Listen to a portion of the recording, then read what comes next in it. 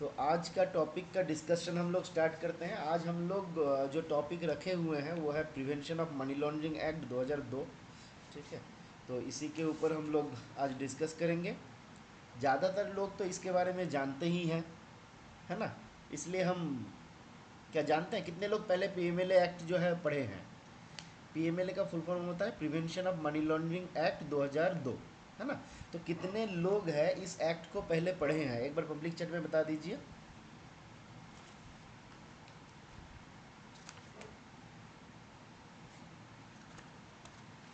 कितने लोग पढ़े हैं? दीपंकर जी बोले पहले पढ़े हैं। देवेन जी, शुभंतो जी, रीड बिफोर। अच्छा, ज़्यादातर लोग पढ़े हुए हैं। अच्छा, रंजना जी नहीं पढ़े हैं। बाकी लोग बताइए। अगर आप लोग पढ़े हुए हैं तो हम तो खाली सवाल पूछेंगे। सुना है लेकिन नहीं पढ़ा। रवि तेजा नहीं पढ़ा, फॉरगॉट। चल अच्छा, सवाल पूछेंगे बोले हैं इसलिए फॉरगॉट हो गया ना। ये सब बदमाशी हम समझते हैं। चलिए, कोई बात नहीं। हम लोग इसको पढ़ेंगे। बेसिकली हम लोग जब इसको पढ़ेंगे ना, तो इसको दो तीन एस्पेक्ट हमारा यहाँ पे रहेगा। तो नंबर वन, हम लोग एक इसमें पहले तो देखेंगे कि जब हम इसको पढ़ रहे हैं तो ये पूरा एक्ट को भी हम लोग पढ़ेंगे। ठीक है, तो पीएमएलए एक्ट होता है। चलिए लाल कर लेते हैं तो अच्छा दिखेगा। पीएमएलए का फुल फॉर्म आप सभी लोग जानते हैं, इसमें तो कुछ बताने का है नहीं। क्या है? Prevention of money laundering act 2002। तो हम लोग जब इसको पढ़ेंगे तो हम लोग एक तो पढ़ेंगे इस एक्ट को, साथ में हम लोग पढ़ेंगे एंटी मनी लॉन्ड्रिंग क्या है ना। Anti money laundering, anti money laundering मतलब एंटी मनी लॉन्ड्रिंग से छोड़िए, ये मनी लॉन्ड्रिंग। तो जो हम एक्ट को पढ़ते हैं prevention of money laundering act, इस एक्ट के भीतर देखिए एक टर्म यूज़ किया गया। टर्म क्या है? Money laundering. मनी लॉन्ड्रिंग बोल के ये जो शब्द है इसका यहाँ पे यूज़ किया गया। अब इसका मतलब क्या है? सभी लोग जानते हैं लॉन्ड्री का काम क्या होता है? सफाई करना, है ना। जो गंदा कपड़ा होता है हम लोग उसको क्या करते हैं? लॉन्ड्री के भीतर देते हैं, लॉन्ड्री के पास भेजते हैं और वो साफ करके हमको साफ वाला कपड़ा दे देता है। तो सिमिलरली हमारे पास भी कुछ पैसा होता है जिसको हम लोग बोलते हैं डर्टी मनी। देखिए यहाँ पे आपको ब्लैक मनी जो है ना, इस शब्द का प्रयोग नहीं करना है। नॉर्मली इसको ब्लैक मनी जो है इस शब्द का प्रयोग नहीं करना है। आपको याद रखना it is called dirty money. तो डर्टी मनी को लीगल या लेजिटिमाइज्ड मनी में कन्वर्ट करने का जो प्रक्रिया होता है, तो conversion of dirty money to legal और लेजिटिमाइज्ड मनी, इसमें जो हम कन्वर्ट करते हैं इस प्रक्रिया को, the process of conversion of dirty money to legal और legitimised money is known as money laundering, है ना। ये कंसेप्ट क्यों आया था? तो ये आज आप लोग हम लोग हमारे पास ये एक्ट आया हुआ है 2002 में, है ना। 2002 का एक्ट बेसिकली 2000 देखिएगा, इसका बाद में ये आपका इनेक्ट हुआ था, 2005 में जाके इनेक्ट वगैरह हुआ था। पर ये आने से पहले ना एक आपका कन्वेंशन हुआ था जिनेवा में। जिनेवा में एक कन्वेंशन हुआ था और जिस कन्वेंशन में जब डिफरेंट कंट्री के लोग एक साथ में मिलके एक मीटिंग किया, तो उस मीटिंग से एक मतलब सबके मन से जो एक बात आया कि डिफरेंट काइंड का जो आपका इलीगल इलीगल एक्टिविटीज़ होता है ना, जैसे जैसे मान लीजिए एक्टिविटीज़ होता है, जैसे मान लीजिए टेररिज्म, है ना, है ना। इस प्रकार का ही जो डिफरेंट आपका एक्टिविटी है, तो बेसिकली इस एक्टिविटी को, इलीगल एक्टिविटी को बढ़ता है कब? तो बढ़ता है जब source of money is there. Source of money basically देखिए, जैसे हम लोग क्या करते हैं, एक बच्चा है 15 16 17 साल का एक बच्चा है, हमने क्या किया, उसका दिमाग को बार बार मतलब इसको इस तरीके से ब्रेन वॉश हम किए कि एक साधारण सा लड़का वो टेररिस्ट बन जाता है ना। तो ये ब्रेन वॉश जो होता है, ब्रेन वॉश तो रहता है, पर खाली ब्रेन वॉश से कोई आदमी टेररिस्ट नहीं बनता, कोई आदमी मतलब क्रिमिनल नहीं बनता। तो क्रिमिनल बनने के लिए, टेररिस्ट बनने के लिए एक तो रहता है आपका ब्रेन वॉश, सही तरीके से उनका अगर ब्रेन वॉश किया जाएगा तो हम लोग एक मतलब ह्यूमन बॉम्ब बना सकते हैं किसी से। पर इसके साथ साथ जो और मैटर जुड़ा हुआ रहता है वो रहता है मनी। जैसे हम चाहते हैं कि भाई हम सुइसाइड बॉम्बर बनेंगे, पर हम कब बनेंगे?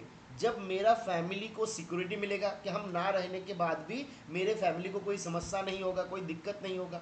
तो कहीं ना कहीं से मनी जो है वो मैटर कर जाता है, जिस कारण से इस कन्वेंशन, जब जिनेवा कन्वेंशन हुआ था, वहाँ पे सब लोगों ने मिलके एक डिसीजन लिया कि एक काम करते हैं, हम लोग प्रयास करते हैं ये जो मनी का सोर्स है, ये जो पैसा है, इस पैसे का सोर्स को हमको, इस फ्लो को रोकना है। इस फ्लो को जब आप रोक दीजिएगा तो जब पैसा का सप्लाई बंद हो जाएगा तो ये इलीगल एक्टिविटीज़ जो है, टेररिज्म जो है, जो हमारा डिफरेंट प्रकार का क्रिमिनल एक्टिविटीज़ है, ये धीरे धीरे कम होने का संभावना है। पूरा कम होगा ऐसा कुछ है नहीं, कम होगा, कुछ हद तक तो कम होगा, पूरा खत्म हो जाएगा ऐसा नहीं है, बस कम हो सकता है। तो जिस कारण से पहली बार सोचा गया कि भाई चलो हम लोग एक काम करते हैं, तो कोई एक ऐसा एक्ट वगैरह भी लाते हैं जिसमें क्या होगा, हम लोग इस फ्लो को रोक सके। तो उसी फ्लो को रोकने के लिए हम, आप अगर इंडिया में देखिएगा तो एक यूनिट का गठन हुआ था, FIUIND, है ना, financial intelligence unit, financial intelligence, spelling LL intelligence, चलिए स्पेलिंग थोड़ा हमारा गड़बड़ रहता है, इंटेलिजेंस यूनिट इंडिया, ठीक है, फिनेंशियल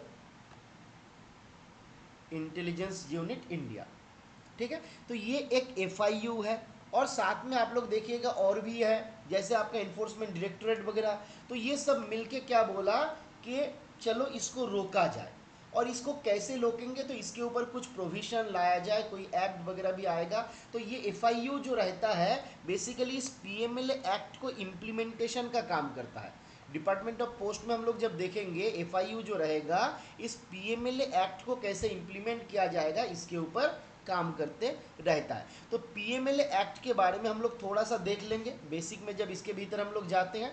तो यहाँ पे एक बात और हम लोग देखें कि ये मनी लॉन्ड्रिंग के लिए जो गंदा पैसा, जो डर्टी मनी आता है, वो कहाँ से आता है। तो जब डर्टी मनी का डिफरेंट सोर्सेस हम लोग देखते हैं तो उसके भीतर देखिए आता है इलीगल आर्म सेल्स। देखिए यहाँ पे एक बात ध्यान देना है, आपको जब एग्जाम पे सवाल पूछेगा, ऐसे सवाल पूछ सकता है, विच of the following is not A source of illegal money और डर्टी मनी। ऑप्शन ए में दे दिया आर्म सेल्स। तो देखिए आर्म सेल्स अगर है उसको आप डायरेक्ट नहीं बोल सकते हैं, क्योंकि जब आर्म सेल्स इलीगल होगा then it is a source of dirty money.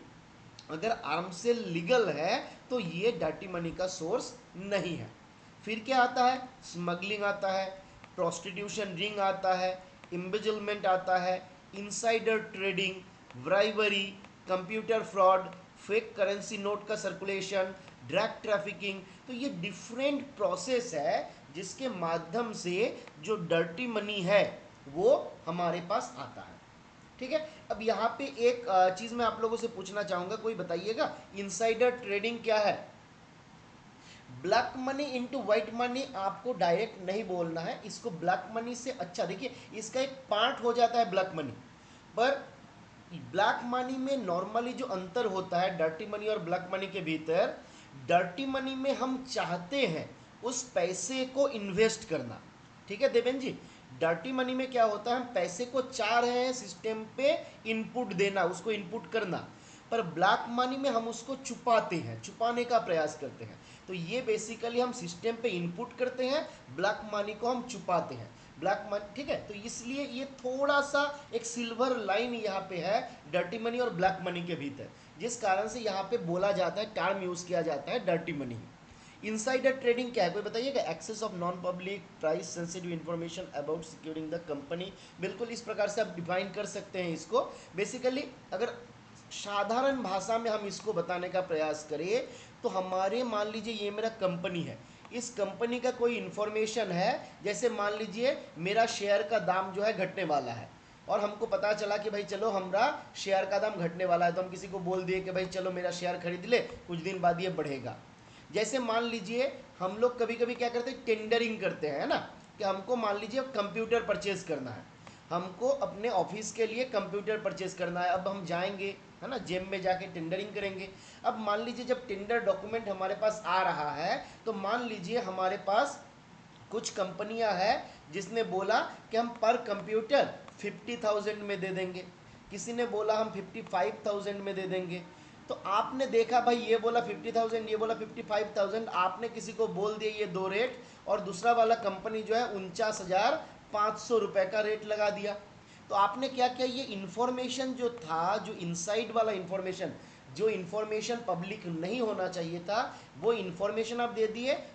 तो इस प्रकार का जो आपका काम होता है, एक्टिविटी रहता है, इसको हम लोग बोलते हैं इनसाइडर ट्रेडिंग।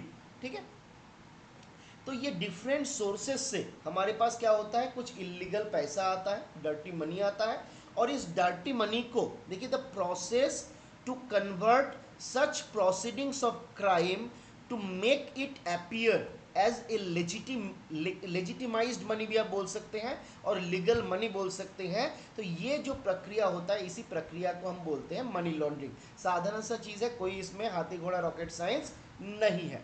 अब इस मनी लॉन्ड्रिंग के घटना को रोकने के लिए जो लॉ या एक्ट हम लोग लाए हैं, उसी एक्ट का नाम है पीएमएलए एक्ट, यानी के prevention of money laundering act.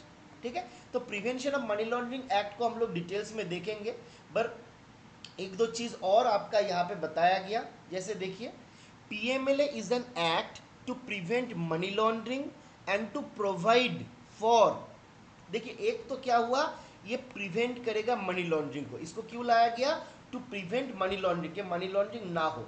साथ ही साथ टू प्रोवाइड द अपॉर्चुनिटी, कुछ काम के लिए हमको ये मौका भी देगा, अपॉर्चुनिटी देगा, किस किस के लिए, confiscation of property which has been derived from और इन्वॉल्व्ड इन मनी लॉन्ड्रिंग।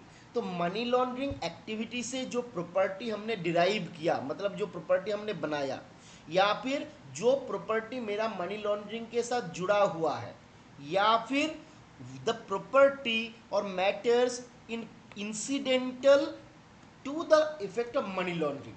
तो इंसिडेंटल का मतलब क्या होता है, बाई प्रोडक्ट आप बोल सकते हैं कि मनी लॉन्ड्रिंग हम कर रहे थे, तो हमारा सीधा उद्देश्य ये नहीं था, साथ ही साथ कुछ और चीज हो गया एक्स्ट्रा, तो उसको हम लोग बोलते हैं इंसिडेंटल। मतलब इंसिडेंट से, घटना से डिराइव्ड हुआ आइटम, जो एक्चुअली मेरा आउटपुट नहीं चाहिए था पर हो गया, है ना, कुछ फायदा एक्स्ट्रा हो गया। जैसे मान लीजिए हमने क्या किए, एक आपका प्रॉपर्टी खरीद लिए, ठीक है, मनी लॉन्ड्रिंग करते हुए।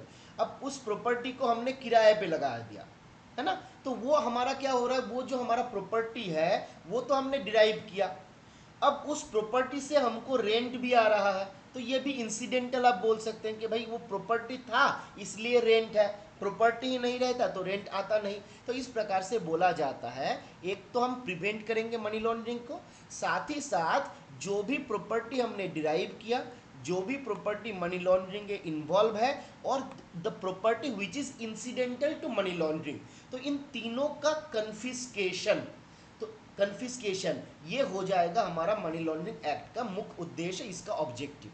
ठीक है, prevention of money laundering act 2002 forms the core of legal framework to combat the money laundering. Combat का मतलब होता है लड़ाई करना, टू फाइट अगेंस्ट। तो ये हमारा जो prevention of money laundering act है, this gives us a legal framework so that we can fight against money laundering. Money laundering के अगेंस्ट में लड़ाई करने के लिए, फाइट करने के लिए prevention of money laundering act 2002 जो है, ये हमको एक लीगल फ्रेमवर्क देता है।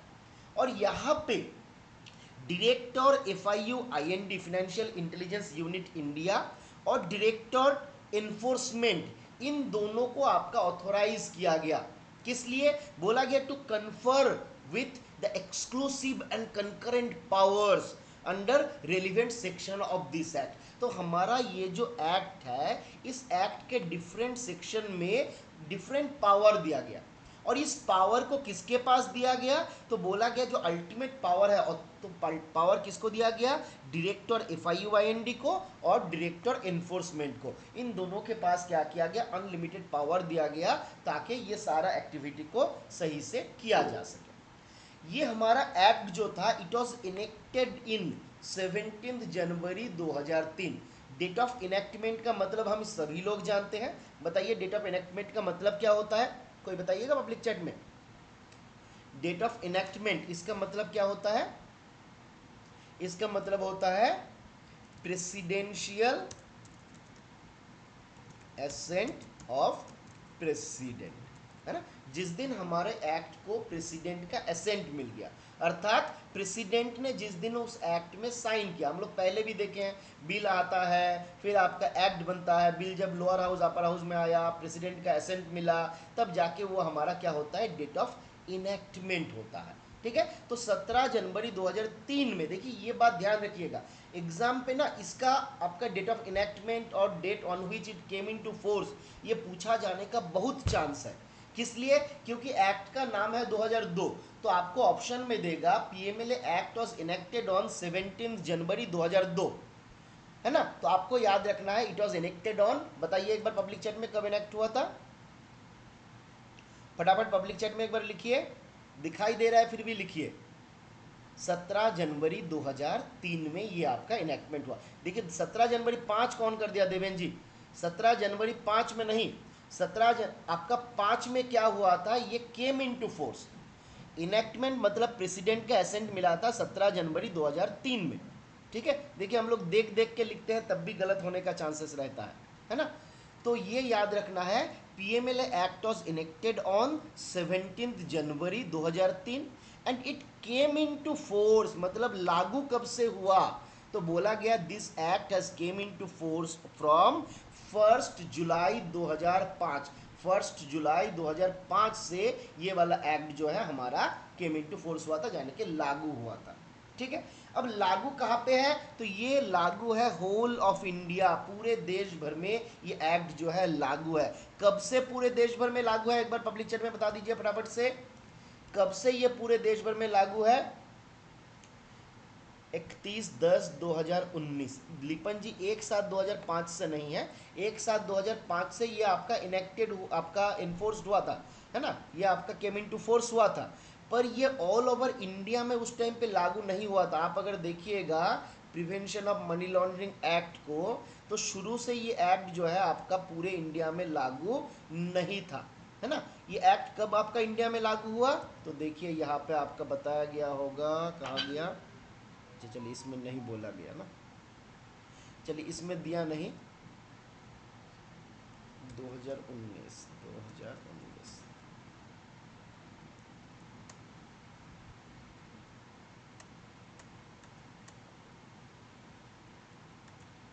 चलिए इसमें अलग से आपका दिया नहीं है।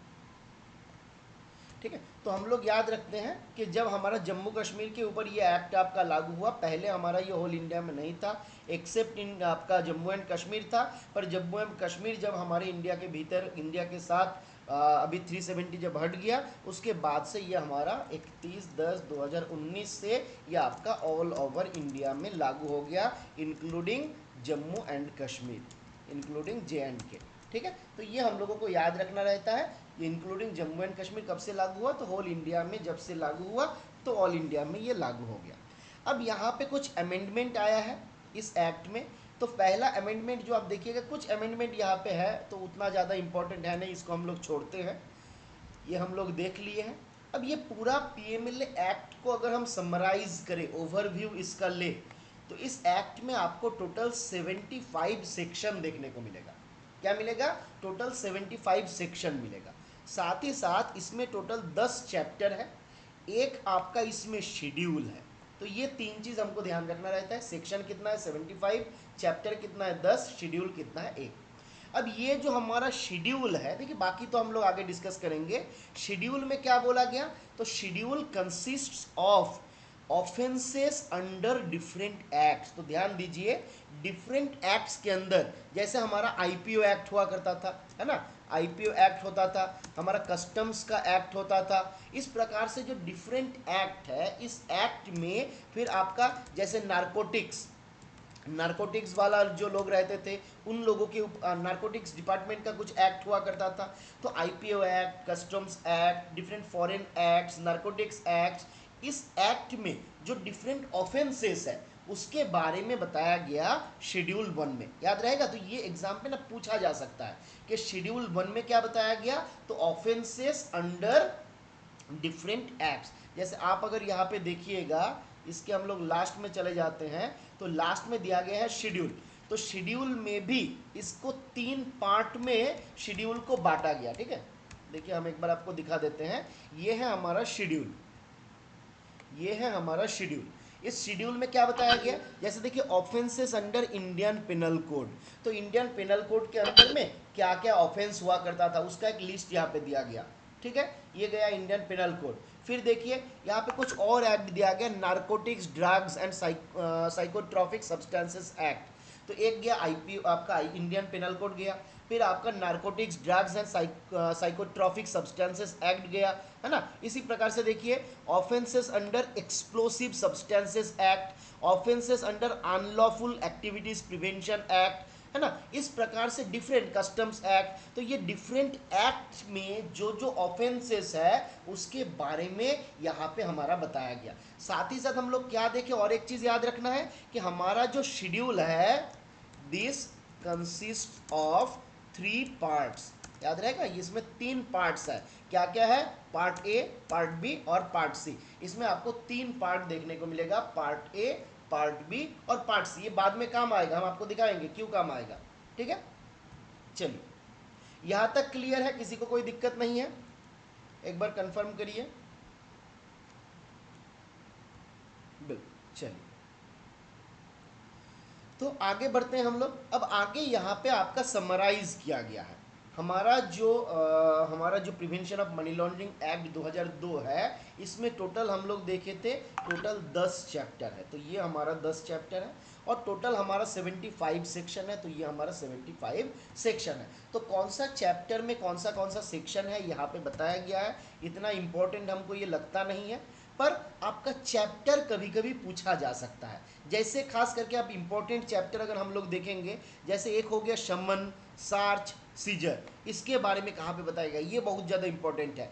अटैचमेंट ऑफ प्रॉपर्टी, है ना, अटैचमेंट, एडजुडिकेशन एंड कन्फिस्केशन, इसके बारे में कहाँ पे बताया गया, कभी भी पूछा जा सकता है। ऑफेंस ऑफ मनी लॉन्ड्रिंग कौन सा चैप्टर में आपका बताया गया, पूछा जा सकता है। तो एक दो चीज़ तो यहाँ से आपका पूछा जा सकता है। तो चैप्टर का नाम अगर आप एक दो बार एटलीस्ट पढ़ लीजिएगा तो अच्छा रहेगा। तो चैप्टर 1 में आपका बताया गया प्रिलिमिनरी, हम सभी लोग जानते हैं, शॉर्ट टाइटल, कमेंसमेंट, एप्लीकेशन, आपका डेफिनेशन, ये सारा हमारा प्रिलिमिनरी में रहता है। फिर देखिए चैप्टर 2 जो है ये हमारा बता रहा है offences of money laundering. Money laundering का ऑफेंस क्या है, मनी लॉन्ड्रिंग का ऑफेंस क्या है, तो 2 में बताया गया। कहाँ पे बताया गया, मनी लॉन्ड्रिंग का ऑफेंस TO2 में बताया गया, है ना। TO2 या TWO2, तो दोनों याद रख सकते हैं हम। तो हमारा 2 में बताया गया ऑफेंसेस ऑफ मनी लॉन्ड्रिंग के बारे में। फिर आता है attachment, adjudication and confiscation. Attachment, adjudication and confiscation, तो इसके बारे में कहाँ पे बताया गया, चैप्टर 3 में बताया गया। फिर obligation of banking companies, financial institution and intermediaries. तो डिफरेंट जो बैंकिंग कंपनी है, फाइनेंशियल इंस्टीट्यूशन है और उसका जो एजेंट वगैरह है, जैसे कि इंटरमीडियरीज है, तो उसके बारे में हमारा चैप्टर 4 में बताया गया। शमन कैसे होगा, शमन किया जाएगा कैसे, सार्च और सीजर का क्या प्रोसीड्योर है, वो हमारा चैप्टर 5 में बताया गया। एप्लेट ट्राइब्यूनल के बारे में, यहाँ पे एप्लेट ट्राइब्यूनल के बारे में बताया गया चैप्टर 6 में। स्पेशल कोर्ट के बारे में आपका चैप्टर 7 में। अथॉरिटीज़, जो डिफरेंट अथॉरिटीज़ यहाँ पे डिफाइन किया जाएगा उसके बारे में कहाँ पे बताया गया। जैसे इसके भीतर आप देखिएगा डायरेक्टर होता है, एडिशनल डायरेक्टर होता है, डिप्टी डायरेक्टर होता है, असिस्टेंट डायरेक्टर होता है। खास करके उसको सेक्शन 49 के 1 में, जितना हमको याद आ रहा है 49 के 1 में देखिएगा, वो सारा चीज़ बताया गया। तो जो डिफरेंट अथॉरिटीज़ है उसके बारे में चैप्टर 8 में आपका बताया गया। फिर चैप्टर 9 क्या बता रहा है, reciprocal arrangement for assistance in certain matters, कुछ सर्टेन मैटर में असिस्टेंस के बारे में यहाँ पे बताया गया, और उसमें प्रॉपर्टीज वगैरह का अटैचमेंट और कन्फिस्केशन के बारे में, मतलब पर्टिकुलर कुछ केसेस है, उस केस में कैसे अटैचमेंट होगा, कन्फिस्केशन होगा, उसके बारे में जो स्पेशल केस है उसके बारे में चैप्टर 9 पे बताया गया। तो शुरू से अगर हम लोग देखें, चैप्टर 2 में बताया गया offences of money laundering, offences of money laundering. Chapter 3 में बताया गया AAC, attachment, adjudication and confiscation. Chapter 3 में बताया गया अटैचमेंट, एडजुडिकेशन और आपका कन्फिस्केशन के बारे में। चैप्टर 4 में हम लोग देखें जो डिफरेंट बैंकिंग कंपनी है, जैसे बैंक है, पोस्ट ऑफिस है ना, ये सबको फिनेंशियल इंस्टीट्यूट के बोला जाता है। तो जो डिफरेंट हमारा बैंकिंग कंपनीज है या फिनेंशियल इंस्टीट्यूट है, और इंटरमीडियरीज का मतलब होता है जो इंटरमीडिएशन का, मीडिएटर का काम करता है ना, एजेंट वगैरह आप बोल सकते हैं। तो इन लोगों का जो ऑब्लिगेशन है, ऑब्लिगेशन का मतलब होता है दायित्व, कर्तव्य, है ना, उनका क्या ड्यूटी है, तो ये बताया गया चैप्टर 4 में। ये बहुत इंपॉर्टेंट है इस रूल के लिए। फिर आता है समन, सार्च, सीजर, समन, सार्च, सीजर, एसएसएस, 5 एसएसएस, है ना। तो चैप्टर 5 में समन, सार्च और सीजर के बारे में बताया गया। चैप्टर 6 में बताया गया एपलेट ट्राइब्यूनल के बारे में। एपलेट ट्राइब्यूनल कहाँ से हुआ, अपील से आया, है ना, तो अपील से आया एपलेट ट्राइब्यूनल। तो यहाँ पे एपलेट ट्राइब्यूनल के गठन के बारे में बताया गया जो चैप्टर 6 में है। फिर आता बताया गया स्पेशल कोर्ट। स्पेशल कोर्ट क्या है, तो बेसिकली यहाँ पे जो सेशन कोर्ट रहता है ना, उसको आपका स्पेशल कोर्ट का दर्जा दिया गया। आगे हम लोग देखेंगे कि स्पेशल कोर्ट क्या है, सेशन कोर्ट क्या है, तो वो हमारा कहाँ पे बताया गया, चैप्टर 7 में बताया गया। ऑथोरिटीज जैसे आपका डायरेक्टर हो गया, डिप्टी डायरेक्टर हो गया, एडिशनल डायरेक्टर हो गया, असिस्टेंट डायरेक्टर हो गया, ये डिफरेंट ऑथोरिटीज है। इसके बारे में कहाँ पे बताया गया, चैप्टर 8 में बताया गया। कुछ स्पेशल प्रोसीड्योर सर्टेन केसेस में चैप्टर 9 पे बताया गया, और लास्ट में मिसलेनियस तो है ही। ठीक है, अभी हमको एक दो सवाल का जवाब दे दीजिए। जैसे हम अगर पूछेंगे आपसे कि अथॉरिटीज के बारे में कहाँ पे बताया गया, किसको किसको याद है बताइए, अथॉरिटीज के बारे में कहाँ पे बताया गया, किसी को याद है? चलिए, देवेन बोला 8, बाकी लोग बताइए। रंजना बोली 8, प्रदीप 8। तो कहाँ पे बताया गया, देखिए 8 में अथॉरिटीज के बारे में बताया गया है। वेरी गुड, है ना, 8 में अथॉरिटीज के बारे में बताया गया। अच्छा बताइए, बैंकिंग इंस्टीट्यूशन के वगैरह के बारे में कहाँ पे बताया गया, जो हमारा फिनेंशियल इंस्टीट्यूशन वगैरह है, बैंकिंग इंस्टीट्यूट वगैरह कहाँ पे बताया गया, 3 में है या 4 में है? कुछ लोग 3 बोले, कुछ लोग 4 बोले। कौन कौन 3 बोला देखे, शुभेंदु बोले 3, प्रदीप, अग्निव, ठाकुर। 3 में था या 4 में था, बताइए, याद करिए। 3 में क्या था, 3 में था एसी, है ना, थर्ड क्लास एसी, आप याद रखिए। एसी जो है ये हमारा थर्ड क्लास शाहरुख खान का एसी है, एसी। ठीक है, मतलब ये नॉर्मल एसी नहीं है, एसी है। तो अटैचमेंट, एडजुडिकेशन, कन्फिस्केशन याद रहेगा, अटैचमेंट, एडजुडिकेशन और कन्फिस्केशन। ठीक है, और बैंक वाला को आप कैसे याद रखिए, तो मान लीजिए जिसके पास 4 पैसा होता है वो बैंक में जाता है, पोस्ट ऑफिस में आता है। तो 4 पैसा जिसके पास होगा वही बैंक या पोस्ट ऑफिस में जाएगा। तो चैप्टर 4 में बताया गया banking companies, financial institution, intermediaries, इस सब के बारे में। ठीक है, फिर आपका आता है 5 में 3S, हम लोग याद रखेंगे 5 में 3S, 5 SSS। ठीक है, 5 में एसएसएस है, उसमें क्या क्या है, शमन है, सीजर है और आपका सार्च है। शमन, सार्च, सीजर, शमन, सार्च और सीजर। 6 में क्या है, 6 में आपका है अपील, 6 में है अपील के बारे में, तो ये हमको थोड़ा सा याद रखना पड़ेगा। 6 में है अपील, और स्पेशल कोर्ट ये 7 में बताया गया। चलिए, तो हम उम्मीद करते हैं कि याद हो जाएगा, बहुत ज़्यादा इंपॉर्टेंट तो है नहीं, पर क्या होता है ना, क्वेश्चन एग्जामिनर कहाँ से पूछेगा, देखिए आपको अगर सवाल पूछेगा तो आप बोल नहीं पाइएगा कि सर ये हम पढ़े नहीं, ये बोलने से कोई फायदा है नहीं, क्योंकि उसको जहाँ से मन है वहाँ से सवाल पूछेगा, क्या पूछेगा कोई गारंटी है नहीं।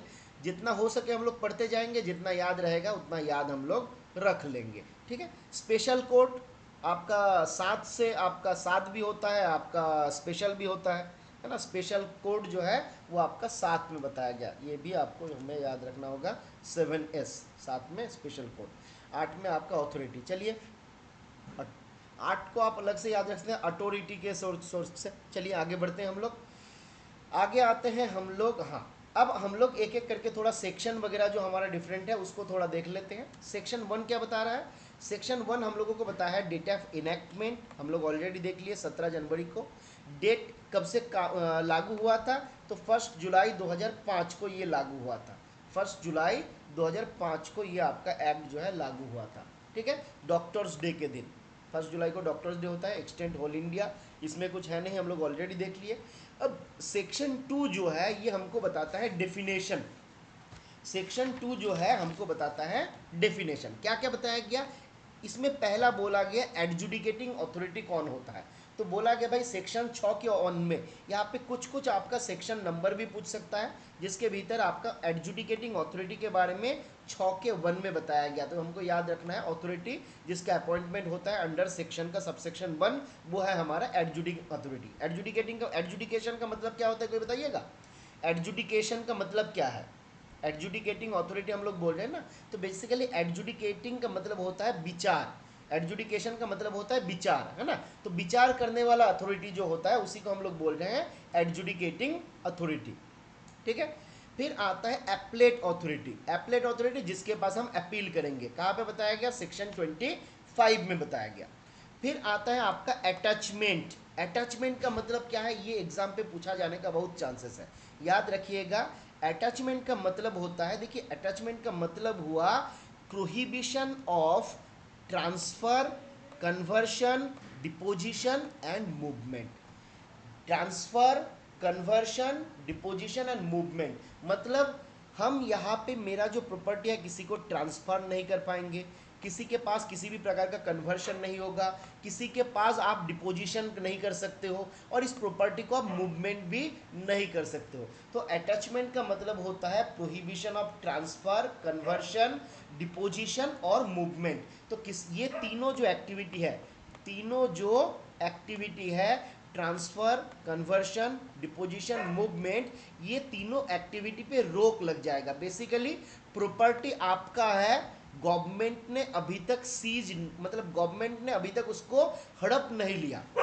देखिए अटैचमेंट का मतलब ये नहीं है, इधर अटैचमेंट का मतलब क्या है? प्रॉपर्टी अभी भी आपका है, किसी पर्टिकुलर पर्सन का प्रॉपर्टी था, प्रॉपर्टी उनका ही है, बट इसका जो किसी दूसरे को वो नहीं दे सकता, बेच नहीं सकता, किसी भी प्रकार से इस प्रॉपर्टी को मूवमेंट वगैरह नहीं कर सकता है। तो ये बात हमको याद रखना है। अटैचमेंट का मतलब हो गया, जैसे मान लीजिए आपका एक कार है, कोई एक गाड़ी है, आपका नहीं छोड़िए मेरा है, आपके पास तो ये सब नहीं होगा, अब हम तो बहुत पैसा अर्न करते हैं। तो मान लीजिए मेरा जो कार है उसको गवर्नमेंट ने क्या किया, अटैच कर लिया। तो अटैचमेंट हो गया, तो भाई हम इसको लेके किसी भी प्रकार का मूवमेंट नहीं कर पाएंगे, किसी दूसरे को हैंडओवर नहीं कर पाएंगे, है ना। तो ये सारा काम पे रोक लग जाएगा। तो याद रखना है, सवाल इस प्रकार से पूछ सकता है कि attachment means prohibition of, option A transfer, option B conversion, option C deposition, option D all of these. तो हमको याद रखना है ये चारों के तीनों जो चारों चीज है सबके ऊपर आपका रोक लगाया हुआ है। ठीक है, अब आते हैं हम लोग बैंकिंग कंपनी। तो बैंकिंग कंपनी क्या है? तो बोला जी ये बैंकिंग कंपनी और एक cooperative bank to which the banking regulation act applies. तो कोई भी कंपनी, कोई भी बैंक जिसके ऊपर बैंकिंग रेगुलेशन एक्ट 1949 जो है लागू होता है उसको बैंकिंग कंपनी बोला जाता है। ठीक है, कोई भी कॉरपोरेशन, कोई भी कंपनी, कोई भी कोऑपरेटिव जिसके ऊपर बैंकिंग रेगुलेशन एक्ट लागू होगा उसको हम लोग बोलेंगे बैंकिंग कंपनी। ठीक है, अब आते हैं, एक डेफिनेशन दिया गया, ये भी इंपॉर्टेंट है काफी। बेनिफिशियल ओनर, फंडा समझ लीजिए पहले, बेनिफिशियल ओनर क्या है। जैसे मान लीजिए हमने एक पेड़ रोपा, एक आम का, मैंगो ट्री, है ना। अब मैंगो ट्री हमने एक लगाया, अब उसमें बहुत सारा आम होता है, एकदम बहुत टेस्टी है, पर हम ना आम खा नहीं पाते हैं, वो आम कोई दूसरा खाता है। तो भाई गाछ तो मेरा है, पेड़ तो मेरा है, पर बेनिफिट कोई और ले रहा है ना। तो बेनिफिशियल ओनर का मतलब होता है जो दूसरा व्यक्ति एक्चुअल में बेनिफिट ले रहा है। या फिर इस प्रकार से आप इसको समझ सकते हैं, है ना। तो क्या बोला जा रहा है, इंडिविजुअल हु अल्टीमेटली ओन्स और कंट्रोल और the person on whose behalf a transaction being conducted. तो जैसे मान लीजिए हमने क्या किया, चोरी चोरी चुपके चुपके मेरे नाम से कुछ और रख दिया, तो बेसिकली किसी के नाम से तो वो जा रहा है, पर अल्टीमेट पैसा मेरा है, उसका कंट्रोल मेरा है, ठीक है। जैसे मान लीजिए आपका घर हम एक बनाए हैं और उस घर को किसी के बोल दिया कि भाई चलो तुम इसका देखभाल करो, तुम इसका रखवाली करो, पर घर से जितना किराया आएगा तुम हमको दे देना। अब राम बाबू को हमने बोला कि तुम मेरा घर का देखभाली करो, वो घर पे रहता है, देखभाल करता है, पर जितना किराया आता है सारा किराया हमको दे देता है। तो यहाँ पे हम हो जाएंगे बेनिफिशियल ओनर, जिसके पास एक्चुअल में हु ओन्स और कंट्रोल्स, एक्चुअली और अल्टीमेटली जो भी ओन और कंट्रोल करता है, या फिर जो उस ट्रांजैक्शन से जो बेनिफिट वगैरह है वो ले रहा है, उसको हम लोग क्या बोलते हैं, बेनिफिशियल ओनर बोलते हैं। इसमें बोला जा रहा है this includes a person who exercises the ultimate effective control over a judicial person, juridical person. तो कोई जुरिडिकल पर्सन के ऊपर भी अगर किसी का अल्टीमेट और इफेक्टिव कंट्रोल है, जैसे जुरिडिकल पर्सन वगैरह क्या होता है, जैसे डिफरेंट यूनिवर्सिटीज वगैरह होता है, तो मान लीजिए किसी पार्टिकुलर बोर्ड के पास उस यूनिवर्सिटी का कंट्रोल है, तो यहाँ पे बेनिफिशियल ओनर हो जाएगा वो बोर्ड, ठीक है। इस प्रकार से आप इसको, जैसे हम एग्जाम्पल दे रहे हैं एक, तो अल्टीमेट कंट्रोल जिसके हाथ में रहेगा वो हो जाएगा उसका बेनिफिशियल ओनर। या फिर मान लीजिए बोर्ड ऑफ पीपल है जो किसी यूनिवर्सिटी को चलाता है और अल्टीमेटली उस बोर्ड को सारा बेनिफिट वगैरह मिलता है, तो वो हो जाएगा बेनिफिशियल ओनर, ठीक है। आगे डिफाइन किया गया है chit fund company. Chit fund company क्या है, तो बोला जा रहा है एक company managing, conducting, supervising chits as foreman, agent or in any capacity. Cheat का मतलब यहाँ पे होता है स्मॉल अमाउंट ऑफ मनी, आप इसको बोल सकते हैं स्मॉल अमाउंट ऑफ मनी। तो कोई भी कंपनी जो मैनेज करता है, कंडक्ट करता है या सुपरवाइज करता है डायरेक्टली, मतलब फोरमैन का मतलब क्या होता है भाई, मतलब हिमसेल्फ, आप बोल सकते हैं मेन वही है, मतलब कंपनी जो है कंपनी खुद ही करता है वो। दूसरा कंपनी जो है एजेंट काम करता है, तीसरा किसी दूसरे कैपेसिटी में काम करता है। तो कोई भी कंपनी जो मैनेज, कंडक्ट और सुपरवाइज करता है स्मॉल अमाउंट ऑफ मनी को एज द मेन कंपनी, मतलब जिसका पैसा है वही, फिर दूसरा हो गया एजेंट और तीसरा हो गया दूसरे कंपनी के बिहाफ में। तो ये हो गया हमारा चीट फंड कंपनी। तो कभी कभी एग्जाम पे ये सवाल पूछ सकता है कि चीट फंड कंपनी क्या है। यहाँ तक क्लियर हो रहा है, एक बार कंफर्म करिए। दिक्कत तो ज़्यादा नहीं लग रहा है ना अभी तक। चलिए आगे आते हैं हम लोग। आगे यहाँ पे बताया गया director, additional director, joint director, deputy director. Basically ये कौन होता है, जिसको हम लोग बोले थे अथॉरिटी। अथॉरिटी कौन सा चैप्टर में डिफाइन किया गया था, बताइए कौन सा चैप्टर में डिफाइन किया गया था। अथॉरिटीज को कहाँ पे डिफाइन किया गया था, अथॉरिटीज को चैप्टर 8 में डिफाइन किया गया था। अच्छा, स्पेशल कोर्ट को कहाँ पे डिफाइन किया गया था, बताइए। स्पेशल कोर्ट कौन सा, किस में था, स्पेशल कोर्ट, चलिए वेरी गुड, स्पेशल कोर्ट जो है चैप्टर 7 में बताया गया था, बहुत बढ़िया। तो डेफिनेशन यहाँ पे किया गया अथॉरिटी के अंदर में जो director, additional director, joint director, deputy director आते हैं या फिर एडिशनल डायरेक्टर आते हैं, इन सबको डिफाइन कहा किया गया, बोला गया भाई जिसका अपॉइंटमेंट सेक्शन 49 के सबसेक्शन 1 के तहत होता है, उन अथॉरिटी को हम लोग director, additional director, joint director या डिप्टी डायरेक्टर के नाम से जानते हैं, जिसका अपॉइंटमेंट होता है अंडर सेक्शन 49 के 1 है ना। 25 एक लोग हम लोग देखे थे सेक्शन 25। सेक्शन 25 में किसके बारे में बताया गया था, बताइए।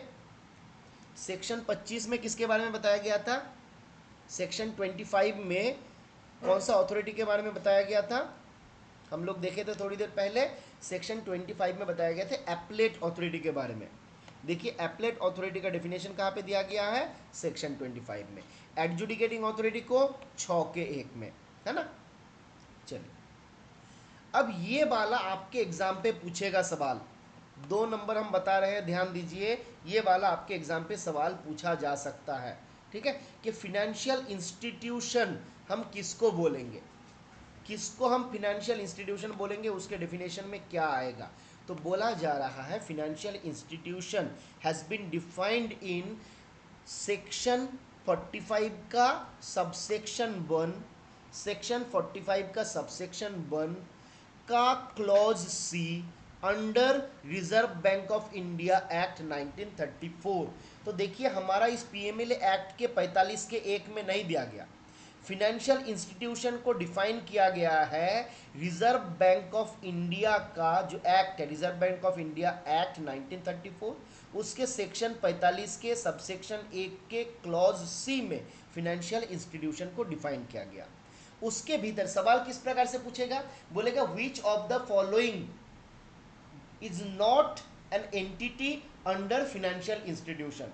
इसमें नीचे दिया गया जो जो आपका ऑर्गेनाइजेशन है, इसमें कौन आपका फिनेंशियल आपका इंस्टीट्यूशन जो है नहीं है ना। तो याद रखिए, देखिए क्या बोला जा रहा है, ये सब आपका फिनेंशियल इंस्टीट्यूशन है। चिट फंड कंपनी नॉर्मली हमारा याद आ रहा है, मतलब लगता है ऐसा कि भाई चिट फंड कंपनी ये तो जरूर फिनेंशियल इंस्टीट्यूशन के भीतर आना नहीं चाहिए, ये इलीगल मैटर्स होगा,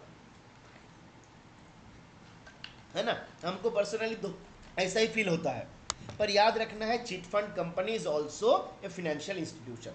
फिर ये housing of financial institution, N authorised person और ए पेमेंट सिस्टम ऑपरेटर, कोई भी ऑथराइज्ड पर्सन या पेमेंट सिस्टम ऑपरेटर, वो भी आपका जैसे मान लीजिए पेटीएम वगैरह हो गया, है ना, तो डिफरेंट पेमेंट सिस्टम ऑपरेटर, उसको भी आप फिनेंशियल इंस्टीट्यूशन के भीतर ही लेंगे। फिर देखिए ये वाला टर्म बहुत इंपॉर्टेंट है, ध्यान दीजिए, in no banking financial company, in no banking, no banking का मतलब बेसिकली जिस फिनेंशियल कंपनी लोन वगैरह का काम तो करता है, छोटा मोटा आपका अमाउंट का लोन वोन देता है, पर फुल फ्लेज में बैंकिंग का काम नहीं करता है, जैसे बजाज फिनसर्व, तो ये बैंकिंग का काम नहीं करता है, पर हमारा डिफरेंट जगह पे देखिएगा, इससे हम लोग लोन वगैरह ईएमआई वगैरह का ये कर सकते हैं, ले सकते हैं, तो इस सब को बोला जाता है नो बैंकिंग फिनेंशियल कंपनी।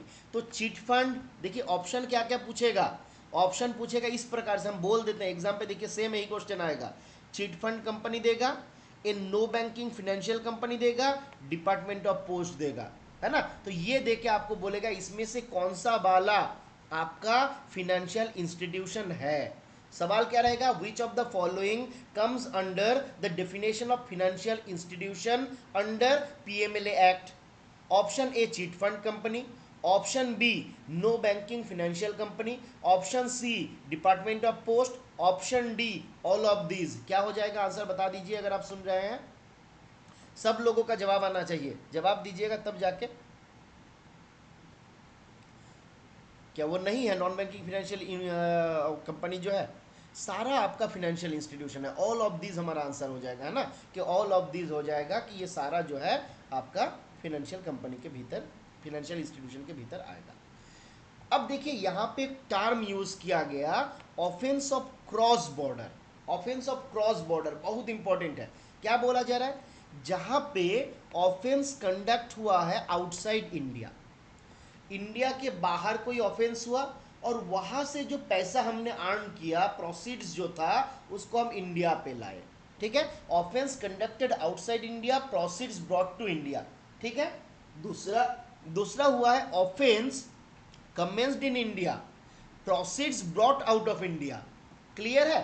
तो एक था क्या, इंडिया है आउटसाइड है, तो एक ऑफेंस यहाँ पे हुआ, प्रोसीड लेके यहाँ गए, दूसरा ऑफेंस यहाँ हुआ, प्रोसीड लेके हम यहाँ आ गए, तो दोनों को हम क्या बोलेंगे, it comes under the offence of cross border, cross border offence हम लोग इसको बोलते हैं, जिसको आप देखिएगा बेसिकली शेड्यूल, जो हमारे यहाँ पे तो एक ही शेड्यूल है, तो बेसिकली शेड्यूल 1 के पार्ट सी में क्रॉस बॉर्डर ऑफेंस को बताया गया, याद रहेगा, शेड्यूल जो हमारा एक ही शेड्यूल इसमें है, उसका पार्ट सी में क्रॉस बॉर्डर ऑफेंस को आपका डिफाइन किया गया है, ठीक है। अब दूसरा सवाल हम बता रहे हैं, एग्जाम पे इस बार पूछेगा 2 नंबर का सवाल, पिछले बार पीएस ग्रुप भी एग्जाम पे यहाँ से सवाल आया था, आपके एग्जाम पे इस जगह से एक सवाल आने का तगड़ा चांस है कि भाई पर्सन का मतलब क्या है। एंटी मनी लॉन्ड्रिंग एक्ट में जब देखिएगा पर्सन का डेफिनेशन क्या है, तो पर्सन का डेफिनेशन क्या है, तो बोला जा रहा है एन इंडिविजुअल पर्सन हो सकता है, ए हिंदू अनडिवाइडेड फैमिली।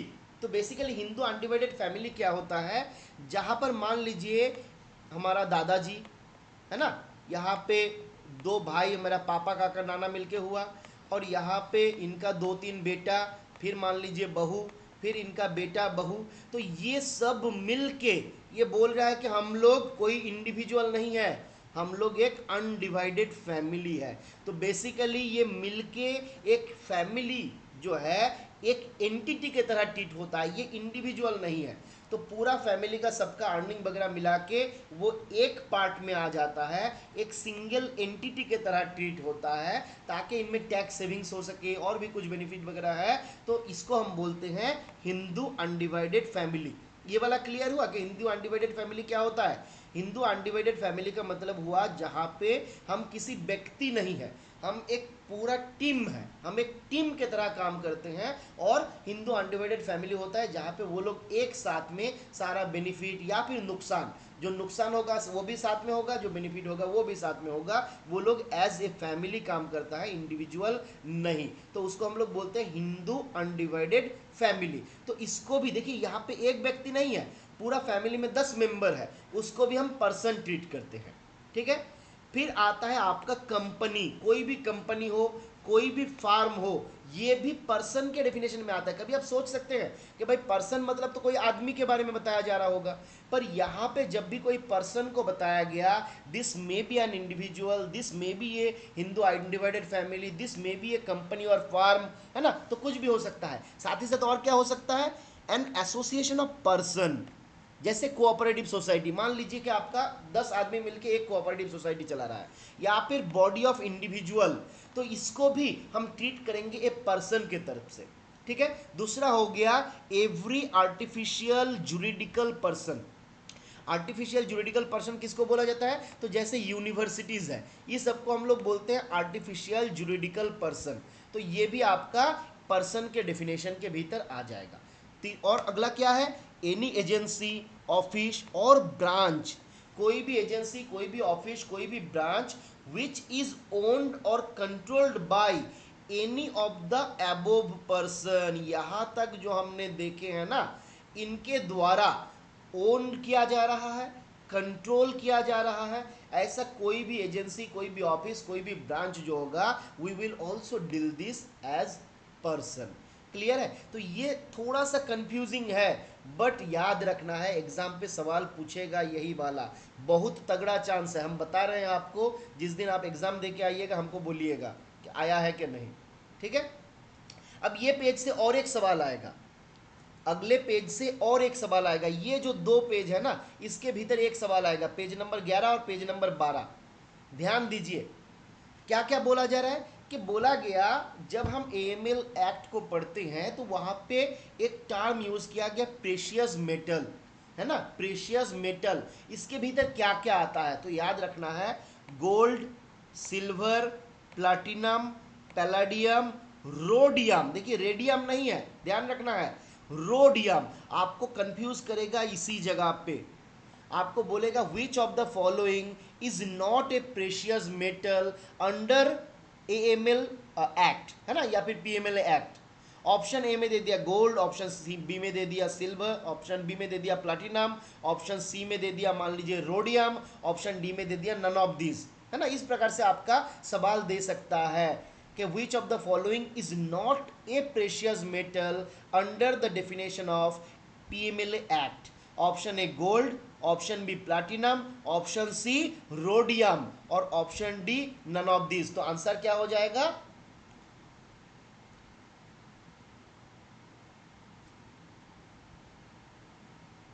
बिल्कुल आंसर क्या हो जाएगा, आंसर हो जाएगा हमारा रोडियम, नन ऑफ दिस, है ना। तो ये गलती से देखिए, पिछले बार आपके ग्रुप बी के एग्जाम पे जितना हमको याद आ रहा है, ये सवाल पूछा गया था जिसके भीतर रोडियम और पैलाडियम ये दोनों आपका था। तो आपको याद रखना, देखिए ये गोल्ड, सिल्वर, प्लैटिनम ये तो सब लोग मार देगा, बस आपको ध्यान रखना है ये दोनों को, कि पैलाडियम भी प्रेशियस मेटल के भीतर आता है, रोडियम भी प्रेशियस मेटल के भीतर आता है। याद रहेगा, पैलाडियम और रोडियम दोनों जो है प्रेशियस मेटल के भीतर आएगा। अगला आता है प्रेशियस स्टोन, इसको भी ध्यान दीजिए। प्रेशियस स्टोन के भीतर क्या बोला जा रहा है? बोला जा रहा है डायमंड, एमरेल्ड, रूबी, सफायर, ये सारा जो है प्रेशियस मेटल के भीतर आता है। तो ये नाम आपको याद रखना है। डायमंड तो याद रहेगा ही, रूबी याद रहेगा, एमरेल्ड और सफायर, ये दोनों चारों चीज जो है आपका किसके भीतर आता है? प्रेशियस मेटल के भीतर आता है। साथ ही साथ बोला गया ये चारों तो है ही, अगर सेंट्रल गवर्नमेंट ने नोटिफिकेशन इशू किया और बोल दिया कि हाँ ये मेटल भी प्रेशियस मेटल है तो उसको भी इंक्लूड हो जाएगा। और यहाँ पे भी बोला अगर सेंट्रल गवर्नमेंट नोटिफिकेशन इशू करता है कि this is a precious metal, तो वो भी आपका प्रेशियस मेटल के डेफिनेशन में आ जाएगा। क्लियर है? यहां तक आगे बढ़े? देवी और सजनों प्लीज एक बार बता दीजिए, नींद आ रहा है तो बता दीजिए। नींद नहीं आ रहा है ना? चलिए आगे आते हैं हम लोग स्पेशल कोर्ट। स्पेशल कोर्ट क्या है? तो क्या बोला जा रहा है कि आपसे सवाल पूछेगा, special court means option A court of session, option B आपका हाई कोर्ट, है ना, इस प्रकार से आपको दे देगा। तो आपको याद रखना है स्पेशल कोर्ट का मतलब हो जाएगा session court. Special court means session court. अब दिमाग में आता है कि भाई सेशन कोर्ट तो है, तो ये सेशन कोर्ट है क्या, है ना? तो देखिए क्या बताया जा रहा है, एक कोर्ट ऑफ सेशन, एक कोर्ट ऑफ सेशन यानी कि सेशन कोर्ट क्या है? बोला जा रहा है it is the highest criminal court, it is the highest criminal court in A district. तो किसी भी पार्टिकुलर डिस्ट्रिक्ट का जो हाईएस्ट क्रिमिनल कोर्ट होता है वो होता है सेशन कोर्ट। याद रखना है सिविल कोर्ट नहीं है। तो आपको अगर सवाल पूछे कि मान लीजिए कौन सा वाला आपका स्पेशल कोर्ट है, ऑप्शन ए में दे दिया सिविल कोर्ट, ऑप्शन बी में दे दिया कोर्ट आपका जो आपका सेशन कोर्ट है, हमने स्पेशल कोर्ट के भीतर पूछेगा कि कौन सा वाला स्पेशल कोर्ट है, तो आपको ऑप्शन ए में दे दिया सिविल कोर्ट, ऑप्शन बी में दे दिया court of session, option C में दे दिया हाई कोर्ट, ऑप्शन डी में दे दिया नन ऑफ दिस। तो हमको याद रखना है कि कोर्ट ऑफ सेशन या सेशन कोर्ट जो है उसी को हम लोग यहाँ पे स्पेशल कोर्ट ट्रीट करेंगे। द कोर्ट, अब ये जो हमारा हाईएस्ट क्रिमिनल कोर्ट होता है बेसिकली इसका कुछ फीचर्स यहाँ पे बोला गया। तो बोला जा रहा है दिस कोर्ट, यहाँ पे क्या होता है, first instance for trying serious offence. किसी भी पार्टिकुलर डिस्ट्रिक्ट में जब भी कोई सीरियस ऑफेंस होता है, जब भी कोई सीरियस ऑफेंस होता है तो फर्स्ट उसका जो ट्रायल होता है वो कहाँ होता है? वो ट्रायल होता है सेशन कोर्ट में। ठीक है, बोला जा रहा है अब यहाँ पे सीरियस ऑफेंस को भी डिफाइन किया गया कि सीरियस ऑफेंस किसको बोलिएगा। तो बोला जा रहा है सीरियस ऑफेंस, ऑफेंस का मतलब दोज ऑफेंस विच में carry A punishment of imprisonment of more than 7 years, life time imprisonment और डेथ। तो जो आपका इस प्रकार का पनिशमेंट देने लायक क्राइम है उसको हम लोग क्या बोलते हैं? उसको हम लोग बोलते हैं सीरियस ऑफेंस, जहां पे 7 साल से ज़्यादा लाइफ इम्प्रिजनमेंट भी दिया जा सकता है, डेथ आपका डेथ का पेनल्टी भी दिया जा सकता है। इस प्रकार का सजा जिस ऑफेंस में दिया जाता है उसको बोला जाता है सीरियस ऑफेंस। और किसी भी पार्टिकुलर डिस्ट्रिक्ट में सीरियस ऑफेंस जब भी नोटिस में आता है तो उसको हम लोग क्या करते हैं? सेशन कोर्ट में लेके जाते हैं। और यहाँ पे हमारा जो डेफिनेशन दिया गया स्पेशल कोर्ट का, उसका मतलब होता है सेशन कोर्ट। ठीक है, तो यहाँ तक हमारा क्लियर है। आगे बढ़ते हैं हम लोग। आगे बताया गया schedule of offence. Schedule of offence क्या बोला गया? शेड्यूल ऑफ ऑफेंस में बोला गया offences in part A of the schedule. तो हम लोग क्या देखे थे? हमारा जो शेड्यूल था, इस शेड्यूल में हम लोग क्या देखे थे? देखिए ये है हमारा शेड्यूल, ये है हमारा पार्ट ए, ये हमारा पार्ट ए है। ठीक है, तो क्या बोला गया पहले देखिए, बोला गया offences in part A of the schedule. तो हमारा इस शेड्यूल में पार्ट ए में जो जो ऑफेंसेस दिया गया, जैसे क्रिमिनल कंस्पिरेंसी, जैसे आपका मर्डर, तो ये सारा क्या होता है? आपका ऑफेंस के भीतर आता है ना। फिर क्या बोला गया? Offences in part B of the schedule if the amount is, ये वाला देखिए सवाल होने लायक सवाल है, ये वाला 2 नंबर है पूरा। क्या बोला जा रहा है? कि बोला जा रहा है कि शेड्यूल ऑफ ऑफेंस के भीतर पार्ट बी का जो ऑफेंस है वो कब आएगा? तो बोला जा रहा है if the amount is equal to और more than 1 crore. Part B में शेड्यूल का जो पार्ट बी है, इसमें जो ऑफेंस दिया गया, अगर उसका वैल्यू 1 करोड़ या उसको एक्सीड कर जाता है तो उसको हम लोग क्या बोलेंगे, शेड्यूल ऑफ ऑफेंस के भीतर यहाँ का मानेंगे। ठीक है, उसको भी हम लोग ऑफेंस मानेंगे। बेसिकली पार्ट बी में क्या बोला गया, तो कस्टम्स एक्ट जो है उस रिलेटेड ऑफेंसेस के बारे में बताया गया। याद रहेगा, पार्ट बी में कस्टम्स एक्ट रिलेटेड ऑफेंस के बारे में बताया गया। और कब हम इसको शेड्यूल ऑफ ऑफेंस के भीतर लेंगे, तो अगर कस्टम्स एक्ट में जो ऑफेंस है उसमें इन्वॉल्वमेंट ऑफ मनी जो है इट इज 1 करोड़ और more, then it will be treated under the schedule of offence. फिर बोला गया offences in part C of schedule, तो पार्ट सी में जितना सारा ऑफेंसेस है सारा आपका इस शेड्यूल ऑफ ऑफेंस के भीतर आएगा। तो पार्ट ए का पूरा, पार्ट सी का पूरा। पार्ट बी अगर 1 करोड़ एक्सीड कर जाता है या 1 करोड़ या 1 करोड़ एक्सीड कर जाता है तो वो आपका शेड्यूल ऑफ ऑफेंस के भीतर आएगा। पार्ट सी में क्या क्या बोला गया, तो जैसे क्रॉस बॉर्डर ऑफेंस है, क्रॉस बॉर्डर ऑफेंस। फिर offence of wilful attempt to evade any tax, tax बचाने के लिए, पेनल्टी को बचाने के लिए, इंटरेस्ट को छुपाने के लिए, है ना, इंटरेस्ट मतलब ना लग जाए, पेनल्टी ना लग जाए, ये सब के लिए विलफुली अगर हम अटेम्प्ट करते हैं पैसे को छुपाने का तो उसको बोला जाता है, इसके अंदर पार्ट सी के अंदर वो एक ऑफेंस है बेसिकली, जिसको हम लोग ब्लैक मनी बोलते हैं, जहां पे हम छुपाने का प्रयास करते हैं। फिर undisclosed foreign income and asset, हमारा फॉरेन में कोई एसेट है जो हमने बताया नहीं गवर्नमेंट को, वहां से कुछ अर्निंग हो रहा है बताया नहीं हम गवर्नमेंट को, तो ये सारा चीज को हम लोग क्या बोलते हैं, इसको हम लोग पार्ट सी के अंदर ऑफेंस के भीतर काउंट करते हैं। क्लियर है, तो एक सवाल आपका इस पेज से पूछा जा सकता है, बहुत तगड़ा चांस है। ठीक है, आगे बढ़ते हैं हम लोग। एमरल्ड का मतलब कुछ नहीं है, ये एक आपका स्टोन टाइप है। ठीक है सत्येंद्र जी, एमरल्ड जो है जैसे हमारा डायमंड होता है, जैसे हमारा रूबी होता है, उसी प्रकार का। चलिए हम एक बार आपको इमेज दिखा देते हैं, ये तो आपको यहाँ पे दिखेगा नहीं, चलिए 1 मिनट लाइन पे रहिए।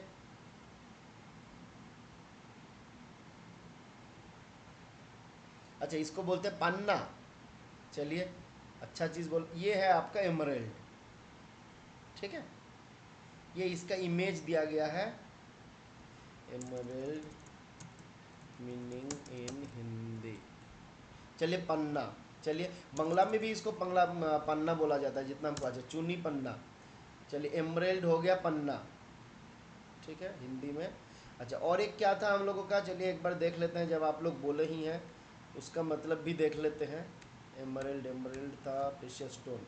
रूबी, सैफायर, इसका मतलब क्या होता है बता दीजिए, जिसको अंग्रेजी अच्छे से आता है। सैफायर ये क्या चीज़ है, एक फ़ोटो देख लेते हैं इसका हमको। नीलम, सैफायर होता है नीलम, स्क्रीन पे दिख रहा है ना, ये है सैफायर, सैफायर, सैफायर। ठीक है, ये आपका होता है नीलम, याद रहेगा, याद रहेगा ना। तो हमारा एमरल्ड हो गया पन्ना, सैफायर हो गया नीलम।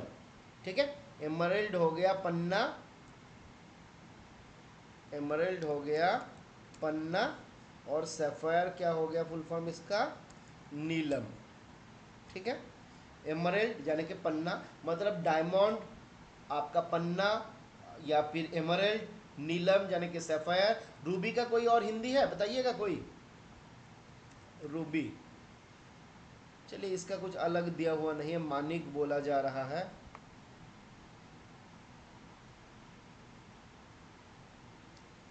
चलिए रूबी बेसिकली लाल कलर का हो रहा है ना। चलिए चलिए आगे बढ़े हम लोग, यहाँ तक हम लोग देख लिए हैं। अब आते हैं हम लोग offence of money laundering. Money laundering का ऑफेंस क्या है इसके बारे में हम लोग डिस्कस करेंगे। मनी लॉन्ड्रिंग का ऑफेंसेस क्या है, ठीक है। क्या बोला जा रहा है, बोला जा रहा है whoever directly or indirectly attempts to indulge in money laundering.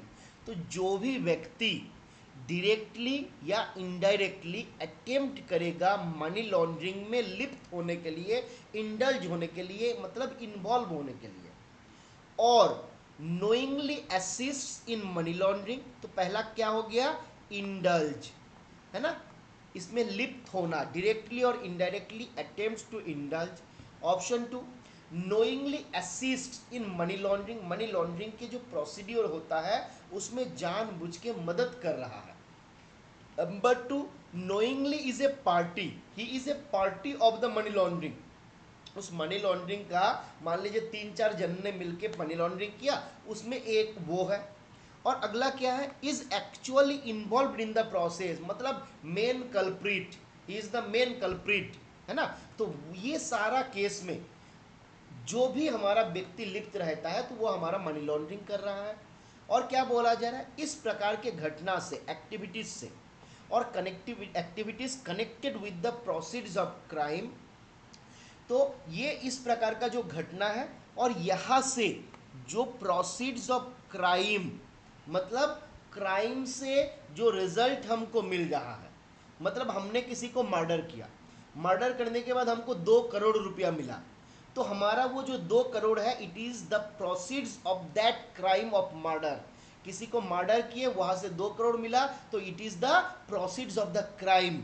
हमने इलीगल आर्म सेल किया, वहां से हमको 2 लाख रुपए अर्न हुआ, it is the proceeds of that crime. तो कोई भी व्यक्ति जो इस प्रकार के घटना में इंडल्ज होता है, जानबूझ के मदद करता है, उसका पार्टी होता है और एक्चुअली इन्वॉल्व रहता है, और वहां से जो प्रोसीड, जो अर्निंग उनको मिलता है, he tries to project or claim it as untainted property।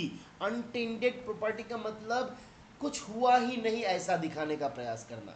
जैसे मतलब कभी कभी घर पे देखिएगा, जब बीवी से बड़ा झगड़ा होता है, आप आए और आके आपके बीवी से पूछे कि क्या हुआ, तुम गुस्सा क्यों हो, तो वो क्या बोलेगी, कुछ नहीं। 90% केस में मुझे लगता है आपका यही चांसेस होगा कि कुछ नहीं।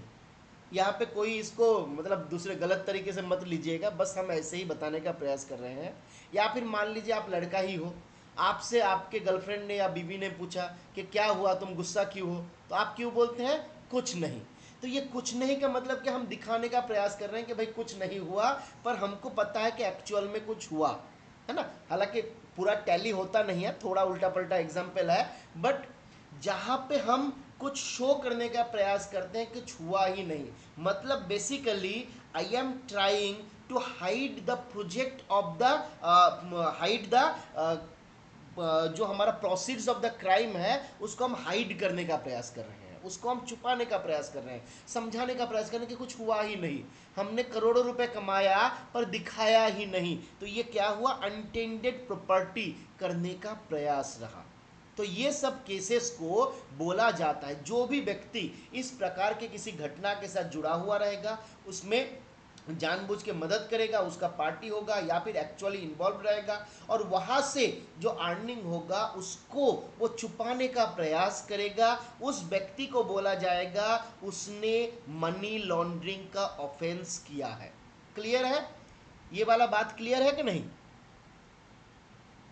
1 करोड़ दिया हुआ है रवि तेजा जी, हम नॉर्मली ना देख के तो बोलते नहीं है, चलिए एक बार हम दिखा देते हैं।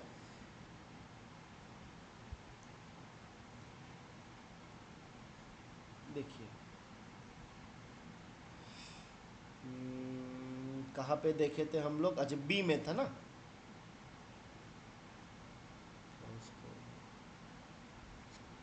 कौन सा वाला में था, एक मिनट वेट करिए, क्रॉस बॉर्डर, हाँ बी में था।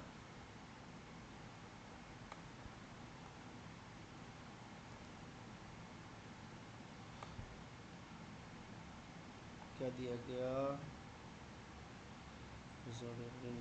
एक्ट कहाँ देखे हमने,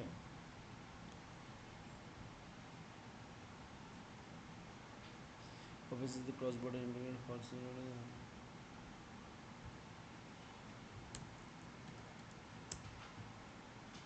हाँ चलिए ये आपको देखिए बताया गया शेड्यूल ऑफ ऑफेंस में, ठीक है। ये आपका रिवाइज्ड वाला है, पीडीएफ जो हम भेज देंगे आप लोगों को। क्या बताया जा रहा है देखिए, शेड्यूल ऑफ ऑफेंस के भीतर, शेड्यूल ऑफ ऑफेंस के भीतर क्या बोला जाए, the offences specified in part B of the schedule if the total value involved in such offence is 1 crore rupees or more. Clear है?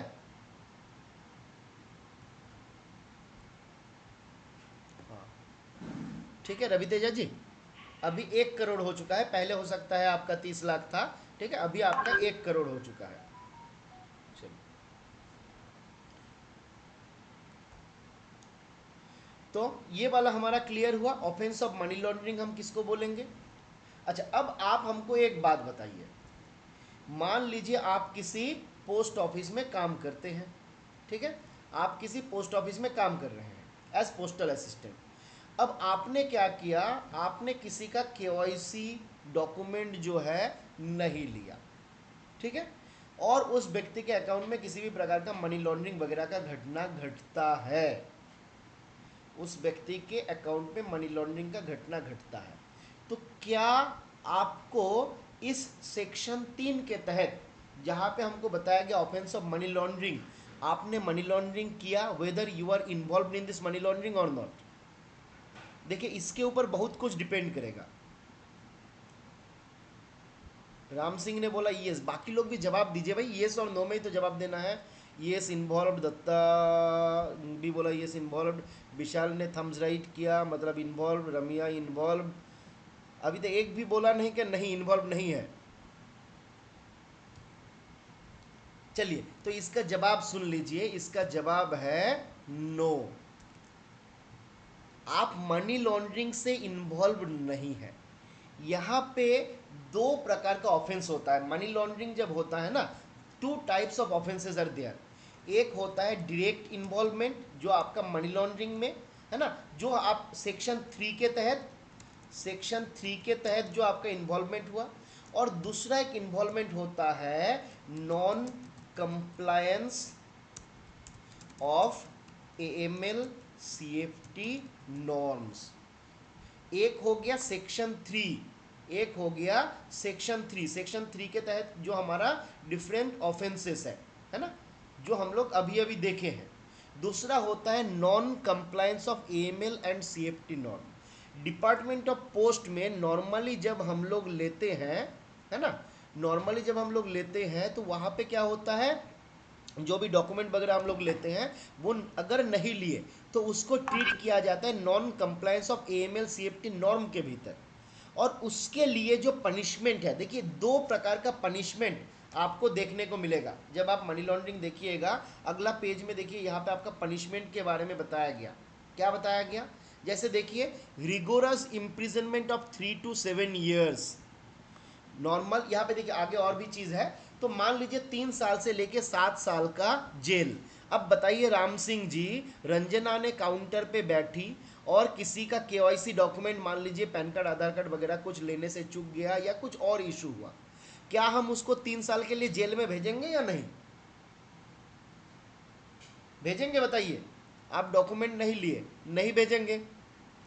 तो ये जो है ना, ये आपका डायरेक्ट मनी लॉन्ड्रिंग के इन्वॉल्वमेंट नहीं है, ये है non compliance of AML CFT norm, जिसके लिए पनिशमेंट भी है। कितने से कितने तक पनिशमेंट है? ₹10,000 से लेके 1 लाख तक का पनिशमेंट है। याद रहेगा हमारा किसके लिए? Non compliance of AML CFT norms. CFT का फुल फॉर्म क्या होता है, कोई बताइए पब्लिक चैट में। CFT का फुल फॉर्म क्या होता है? AML anti money laundering, CFT क्या होता है? तो non compliance of AML CFT norms के लिए 10,000 से लेके 1 लाख तक का फाइन होता है। जेल का कोई प्रोविजन यहाँ पे नहीं है। तो हमने अगर KYC डॉक्यूमेंट में गलती से कोई डॉक्यूमेंट नहीं लिया तो वहाँ पे 10,000 से लेके 1 लाख तक का फाइन होता है। ठीक है। Combating the financing of terrorism, spelling थोड़ा गलत है देवेंद्र जी, इसको थोड़ा ठीक करना है। कॉन्टैक्टिंग नहीं है, ये तो पिटाई खाएगा आकाश जी। कॉन्टैक्टिंग द फिनेंशियल नहीं, combating, combating the financing of terrorism. इसको अगर हम पूरा बोलिएगा, combat the financing of terrorism. क्या बोलता है इसको? Combating combating financing of terrorism. चलिए एक बार हम लिख देते हैं इसको। हम लोग क्या बोलते हैं? कॉम्बैटिंग फिनांसिंग ऑफ TERRORISM, याद रहेगा, ये होता है CFT, combating financing of terrorism. ठीक है, यहाँ पे कुछ टर्म है जो हम लोगों को याद रहना होता है। एक तो सभी लोग जानते हैं KYC। KYC क्या होता है? नो योर कस्टमर, सभी लोग जानता है। फिर एक टर्म आता है, वो क्या है? CDD। ये क्या है? कोई बताइएगा फुल फॉर्म CDD का? CDD का फुल फॉर्म क्या है? CDD का फुल फॉर्म होता है customer due diligence. Customer due diligence. अब आगे हम लोग चलिए डिस्कस करेंगे, पहले इसको थोड़ा सा हम लोग और देख लेते हैं। अच्छा कोई बताइए, चलिए एक बार जब शुरू हो गया है, कस्टमर ड्यू डिलीजेंस क्या चीज़ है? किसी को आइडिया है कस्टमर ड्यू डिलीजेंस क्या है? KYC तो है ही, तो कस्टमर ड्यू डिलीजेंस का क्या आवश्यकता है? KYC तो था ही, नो योर कस्टमर, तो भाई ये कस्टमर ड्यू डिलीजेंस को क्यों लाया गया? चलिए ये एक अच्छा चीज़ बताए हैं, KYC बेसिकली बोल सकते हैं उसी टाइप का। पर थोड़ा सा इसमें क्या चीज़ है, KYC में क्या होता है? डॉक्यूमेंट रहता है, हमारे पास डॉक्यूमेंट है, डॉक्यूमेंट से हम प्रूव किए, मान लीजिए ये राम सिंह है, ये लिपन है। अब मान लीजिए लिपन क्या किया, राम सिंह का आधार कार्ड पैन कार्ड ले लिया और उसमें किसी भी प्रकार का फर्जरी वर्जरी कुछ करके जाके पोस्ट ऑफिस में खाता खोल रहा है। या फिर मान लीजिए लिपन ने राम सिंह का डॉक्यूमेंट लेके गया, कुछ चेंज नहीं किया, राम सिंह के नाम पे ही खाता खोल के आ गया, पर डॉक्यूमेंट किसका था? राम सिंह का। खाता किसने खोला? लिपन ने खोला। तो बेसिकली एक व्यक्ति कभी कभी इस प्रकार का उल्टा पलटा काम कर सकता है। तो हमारे डिपार्टमेंट में जितना पोस्टल असिस्टेंट सुपरवाइजर लोग हैं, उनको बोला गया आप लोगों को हर एक एफोर्ट करना है to give all your due diligence, जितना हो सकता है बुद्धि का प्रयोग करना है, एफोर्ट देना है, ताकि जिस व्यक्ति का खाता खोला जा रहा है आप इंश्योर कर पाओ उसी का डॉक्यूमेंट सबमिट हो रहा है। ठीक है, तो KYC हमको डॉक्यूमेंट देता है, CDD हमको बोलता है जिसका डॉक्यूमेंट है वही हमारे पास आया है। KYC ने क्या किया? हमको डॉक्यूमेंट दिया, ये मेरा ID प्रूफ, ये मेरा एड्रेस प्रूफ। जैसे हम पिछले बार इलेक्शन करवाने के लिए गए थे, आप लोग भी देखे होंगे, क्या होता है, एक लड़का ने क्या किया, एक आधार कार्ड लेके आ गया इलेक्शन मतलब वोट देने के लिए। अब आधार कार्ड का जब फोटो देखे तो देखे कि वो उसके साथ मैच नहीं हो रहा है। हम बोले कि भाई ये किसका है ना? तो बाद में जब थोड़ा सा उसको डांट दिए तो बोला कि सर ये मेरा भैया का है, वो तो दिल्ली में रहता है, तो हम आ गए थे। तो हमने क्या किया, वहां पे हमने अपना ड्यू डिलीजेंस लगाया और देखा कि डॉक्यूमेंट जिसका है वही व्यक्ति वोट देने के लिए आया है या नहीं। सिमिलरली डिपार्टमेंट ऑफ पोस्ट को भी बोला जाता है कि हम लोगों को भी ये चेक करते रहना है कि जिसका खाता है, खाता खोलने के लिए वही व्यक्ति हमारे पास आ रहा है या नहीं, जिसके लिए KYC भी किया जाता है। बहुत अच्छा बात आपने बताया लिपन जी ने, एक होता है KYC, कस्टमर ड्यू डिलीजेंस, इसका क्या होता है? रिव्यू किया जाता है। कितने कितने दिन में रिव्यू होता है? एग्जाम पे आपको पूछेगा, ये वाला सवाल पूछा जाने का एग्जाम पे तगड़ा चांस है कि CDD का रिव्यू जो है कितने दिन में होता है। कोई बताइएगा कितने दिन में होता है? तो यहाँ पे बेसिकली हम सभी लोग जानते हैं हमारे पास 3 रिस्क कैटेगरी है ना? हमारे पास 3 रिस्क कैटेगरी है। क्या क्या है? एक है लो, एक है मीडियम और एक है हाई। अब इसको भी हम लोग डिफ्रेंशिएट कर सकते हैं। लो किसको बोलते हैं? कोई बताइए, लो किसको बोलते हैं? लो हम लोग किसको बोलते हैं? नॉर्मली जो अप टू 50,000 का ट्रांजैक्शन रहता है उसको हम लोग लो बोलते हैं। फिर 50,000 से ज़्यादा हो गया अप टू 10 लाख, वो हम लोग मीडियम बोलते हैं। फिर आते हैं हम लोग हाई, जिसमें आता है हमारा ग्रेटर देन 10 लाख। अब ये रिस्क कैटेगरी जो है इन केस ऑफ हम लोग अगर बोले तो नॉर्मली जो सेविंग्स रिलेटेड मैटर्स है उसमें आपका इस प्रकार से रिस्क कैटेगरी किया गया, सेविंग्स रिलेटेड केसेस। ठीक है, तो सेविंग्स के केस में ये रिस्क कैटेगरी है। अब जब मनी लोन, अब मनी रेमिटेंस में जाइएगा ना, मनी रेमिटेंस, वहां पे आपका रिस्क कैटेगरी डिफरेंट हो जाएगा, पता है? मनी रेमिटेंस में रिस्क कैटेगरी डिफरेंट हो जाएगा। यहाँ पे 4 रिस्क कैटेगरी है। एक है लो रिस्क ए, एक है लो रिस्क बी, फिर है आपका मीडियम रिस्क और एक है आपका हाई रिस्क। क्लियर है? Low risk A, low risk B, medium risk और हाई रिस्क। हाई नहीं, हाई। इसमें क्या है देखिए, लो रिस्क ए में कहां तक आता है कोई बताइएगा? Up to, low risk A category में आता है अप टू 5000।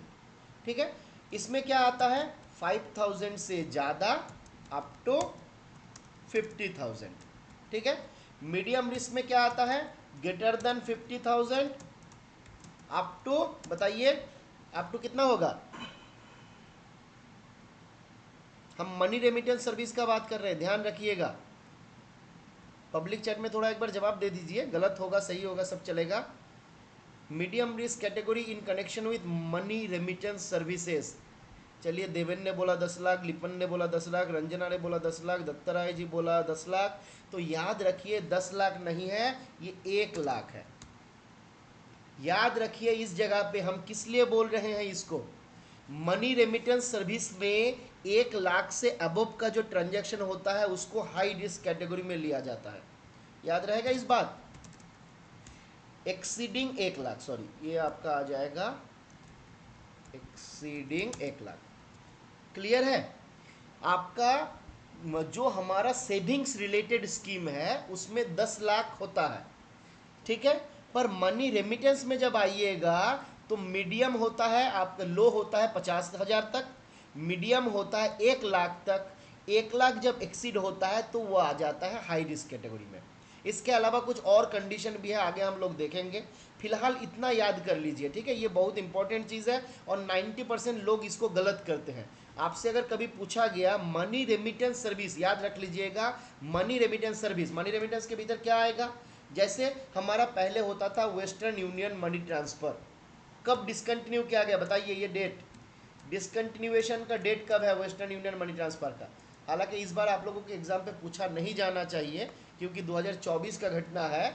तो याद रखना 31/1/2024 आफ्टरनून में यह आपका डिसकंटिन्यू हुआ था। आफ्टरनून भी याद रखिएगा देवेंद्र जी, 31/1/2024 आफ्टरनून में इसको डिसकंटिन्यू किया गया था। फिर एक आता है आपका IFS-MO, आप लोग सुने होंगे, Indian international financial system, IFS-MO है ना। IFS-MO जो हम लोग नॉर्मली फ्रांस और UAE इसके साथ हम लोग चलाते हैं, तो ये भी एक मनी रेमिटेंस है। तो मनी रेमिटेंस सर्विस जब होगा, अगर अमाउंट 1 लाख एक्सीड हो जाता है, it will be treated under high risk category. ठीक है, तो जो हमारा बोला जा रहा है, अब ये हमारा जो रिस्क कैटेगरी KYC का हम बात कर रहे हैं, ये आपका मनी रेमिटेंस के लिए नहीं है, वो सेविंग्स के लिए ही है। ठीक है, वहां पे क्या होता है, री KYC किया जाता है कितने कितने दिन में? तो आप याद रखिएगा, बिल्कुल सही जवाब आपने बोले थे 2, 5 और 7। याद रहेगा 2, 5 और 7। 2, 5, 7 मतलब किस लिए? तो 2 है हाई के लिए, 5 है मीडियम के लिए और 7 है लो के लिए। याद रहेगा 2 साल के बाद, 5 साल के बाद और 7 साल के बाद 2 रहता है आपका हाई रिस्क कैटेगरी होगा, तो पहले जल्दी जल्दी री KYC करना होगा। मीडियम तो मिडिल में और लो तो बाद में। तो 2, 5 और 7 इसमें जाके हमारा री KYC होता है, जाने के कस्टमर ड्यू डिलीजेंस का हम रिव्यू करते हैं, दोबारा देख लेते हैं कि भाई एक बार तो गलती हुआ था क्योंकि दूसरा पोस्ट मास्टर था, अभी हम आए हैं, अभी गलती नहीं होगा। ठीक है, तो ये एक इंपॉर्टेंट कंसेप्ट है, इंपॉर्टेंट बात है, आपको याद रखना है। ठीक है, आगे बढ़े, चलिए और थोड़ा सा हम लोग देख लेते हैं फिर जाके समाप्त करेंगे। अब क्या बोला जा रहा है, एक्टिविटीज़, ये तो हम लोग ऑलरेडी देख लिए, इसमें कुछ खास है नहीं। Activities connected to the proceeds of crime, तो क्राइम के साथ क्या क्या एक्टिविटीज़ है जो जुड़ा हुआ रह सकता है?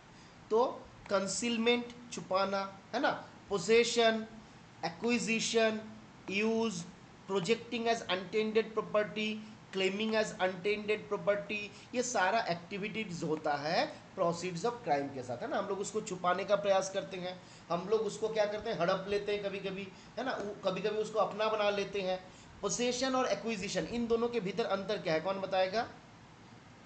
पोसेशन अगर हम देखें, पोसेशन मीनिंग इसका क्या बोला जा रहा है, पोसेशन का मतलब क्या बोला जा रहा है, देखिए पोसेशन का बोल रहे हैं the state of having, owning और कंट्रोलिंग समथिंग, है ना, ओनरशिप। जहां पे पोसेशन, मैंने इस चीज को मेरे पोसेशन पे ले लिया, मतलब मेरे ओनरशिप के अंदर आ गया, मेरे कंट्रोल में आ गया, मेरे हाथ में आ गया, है ना। और उसके बाद क्या था, और एक हम लोग शब्द जो देखे थे, एक्विजिशन।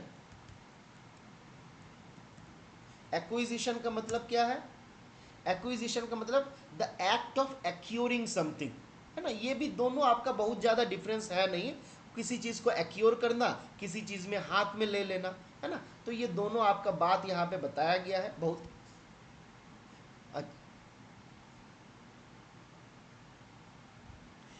किसी चीज़ को धारित करना, चलिए पहले से प्राप्त, चलिए जो भी हो टर्म याद रख लेंगे हम लोग, कंसीलमेंट, पोसेशन, एक्विजिशन, उसका यूज करना, अनटेंडेड प्रॉपर्टी के रूप से उसको दिखाने का प्रयास करना, तो ये सारा एक्टिविटीज होता है इसके भीतर। अब सेक्शन 4 हमको बताता है पनिशमेंट ऑफ मनी लॉन्ड्रिंग। अगर मनी लॉन्ड्रिंग के केस में कोई डायरेक्टली इन्वॉल्व हो जाता है तो उस केस में क्या पनिशमेंट होगा, तो बोला गया रिगोरस इम्प्रिजनमेंट ऑफ, देखिए एग्जाम पे एक सवाल इस पेज से रहता है, पहला इसका सेक्शन याद कर लीजिए, सेक्शन 3 को याद कर लीजिए, पनिशमेंट फॉर मनी लॉन्ड्रिंग कहाँ पे बताया गया, सेक्शन 4 में बताया गया, punishment for money laundering section 4 में बताया गया। क्या बोला जा रहा है, अच्छा मनी लॉन्ड्रिंग का एक्टिविटी में कब कोई आपका ऑफेंस है, कौन सा चीज़ मनी लॉन्ड्रिंग का ऑफेंस है, कहाँ पे बताया गया, सेक्शन 3 में बताया गया। तो 3 और 4 दोनों इंपॉर्टेंट है कि किसको हम लोग मनी लॉन्ड्रिंग का ऑफेंस बोलेंगे, और ऑफेंस अगर होगा तो क्या पनिशमेंट देंगे। तो बोला गया पनिशमेंट कितना होगा, 3 साल से लेके 7 साल। अब यहाँ पे इस बात को भी ध्यान दीजिए, इम्प्रिजनमेंट जो है वो 10 साल तक भी हो सकता है। कौन सा केस में, रिगोरस इम्प्रिजनमेंट जो है 10 साल तक हो सकता है अगर ड्रग ट्रैफिकिंग होगा, पॉपी, अफीम, नारकोटिक्स रिलेटेड केस रहेगा, तो वो सारा केस में आपका 10 साल तक जेल भी हो सकता है। और यहाँ पे जेल के साथ साथ लायबल टू फाइन, फाइन भी लगेगा, और फाइन का कोई लिमिट नहीं, पहले ये लिमिट था, कितना लिमिट था किसी को याद है, पहले कितना लिमिट था, तो एग्जाम पे याद रखना है, वो लिमिट हटा दिया गया, एट प्रेजेंट कोई भी लिमिट नहीं है, पहले 5 लाख का लिमिट हुआ करता था, ठीक है, अभी कोई लिमिट नहीं है, अनलिमिटेड हो गया। अच्छा KYC AML CFT इसका अगर वायोलेशन होता है, मतलब आपका जो AML CFT नॉर्म्स है उसमें अगर वायोलेशन होता है तो कितना लगेगा, 10,000 से लेके 1 लाख तक ये हमारा पेनल्टी हो सकता है। जेल का प्रोविजन यहाँ पे हमारा रखा नहीं गया, ठीक है। अगला आते हैं 5 में, जहाँ पे बताया गया attachment of property involved in money laundering, ठीक है। सेक्शन 5 आगे बढ़े या यहाँ पे रहने दे, एक बार पब्लिक चैट में बताइए।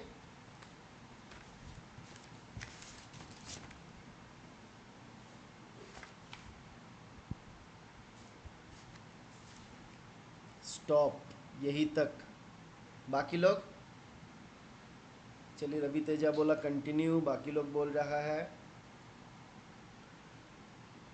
आधा हो गया है, कौन बोला है आधा हो गया है,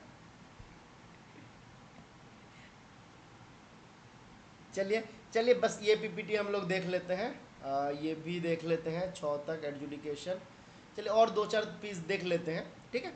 सेक्शन 5 हमको क्या बताता है, बोला जा रहा है attachment of property involved in money laundering, money laundering activities के साथ अगर कभी भी वहां से हम जो प्रॉपर्टी अर्न कर रहे हैं, गेन कर रहे हैं, उस प्रॉपर्टी को अटैचमेंट करने का प्रोविजन दिया गया। अटैचमेंट का मतलब हम लोग देखे थे, उसका ट्रांसफर नहीं होगा, मूवमेंट नहीं होगा, डिस्पोजल नहीं होगा, है ना, तो उसको हम लोग बोलते थे अटैचमेंट। अब अटैचमेंट के लिए क्या बोला गया कि जब भी किसी प्रॉपर्टी को हमें अटैच करना है, written order of director or deputy director is required, written order of director or deputy director is required. और बोला गया अटैचमेंट जो होगा मैक्सिमम 180 दिन के लिए अटैचमेंट किया जा सकता है, उससे ज़्यादा लंबा पीरियड के लिए नहीं होगा। याद रहेगा, अटैचमेंट होगा by the order of director or deputy director, है ना। देखिए यहाँ पे जॉइंट डायरेक्टर मतलब एडिशनल डायरेक्टर या असिस्टेंट डायरेक्टर उन लोगों को रखा नहीं गया, डायरेक्टर और डिप्टी डायरेक्टर को रखा गया। कहाँ पे डिफाइन किया गया था, 49 के 1 में इन लोगों को आपका इसके बारे में अपॉइंटमेंट के बारे में बताया गया। डिफाइन तो हम लोग दूसरे जगह पे सेक्शन 2 में देखे थे, ठीक है। तो याद रखना है ये वाला पीरियड बहुत इंपॉर्टेंट है। अटैचमेंट मैक्सिमम कितने दिन के लिए होगा, तो 180 डेज के लिए मैक्सिमम अटैचमेंट होगा। फिर आता है आपका adjudicating authority. Adjudicating authority, adjudication का मतलब हमने देखा था विचार, विचार कौन करेगा, मतलब यहाँ पे कौन हमारा एडजुडिकेटिंग अथॉरिटी होगा। तो बोला गया एक कमिटी बनाया गया, जिस कमिटी में एक चेयरपर्सन रहेगा और 2 मेंबर रहेंगे। This committee consist of 1 chairperson and 2 members, है ना। और इसका जो बेंच है, the bench will sit at new Delhi, ये न्यू दिल्ली पे इसका जो बेंच रहेगा वो रहेगा। और यहाँ पे जो चेयरपर्सन है, जो मेंबर है, उन लोगों का टर्म दिया गया, टर्म्स ऑफ सर्विस बोला गया 5 साल तक आपका सर्विस रहेगा और 65 साल का एज तक। इनमें से जो भी पहले आ जाएगा ना वो आपका खत्म, वहीं पे खत्म हो जाएगा। 5 साल खत्म हो गया या फिर 65 साल का एज हो गया। अब इसमें और एक इंपॉर्टेंट बात बताया गया जो एग्जाम पे पूछ सकता है। बोला गया the adjudicating authority shall not be bound by the procedure laid by the code of civil procedure 1908। Code of civil procedure 1908 में दिया गया जो प्रोविजन है उसके द्वारा ये बाउंडेड नहीं रहेगा। याद रहेगा, तो ये इंपॉर्टेंट चीज है। Adjudicating authority it consist of 1 chairperson and 2 members. Adjudicating authority में एक चेयरपर्सन रहेगा और 2 मेंबर रहेगा, है ना। फिर बेंच कहाँ पे रहेगा, तो इसका जो बेंच है नॉर्मली ये कहाँ पे बैठेगा, तो न्यू दिल्ली में बैठेगा। टर्म ऑफ सर्विस कितना है, 5 साल का सर्विस है, 65 साल एज होगा तो खत्म हो जाएगा। और साथ ही साथ क्या बोला गया, विच एवर इज अर्लियर, इन दोनों में, है ना, इन दोनों में जो भी अर्लियर है। और साथ ही साथ बोला गया the adjudicating authority shall not be bounded by the procedure laid down under code of civil procedure 1908। इसके द्वारा ये गवर्न वगैरह नहीं हो, इसके अंडर में ये बाउंडेशन नहीं रहेगा, ठीक है। यहां तक क्लियर है। अगला आते हैं हम लोग सेक्शन 8 पे, जहां पे बोला गया एडजुडिकेशन के बारे में। अब क्या बोला है, जब भी विचार वगैरह हमको करना है तो करने के लिए आपको नोटिस देना रहेगा। तो बोला गया यहाँ पे जो नोटिस पीरियड रहेगा वो रहेगा मिनिमम 30 डेज का।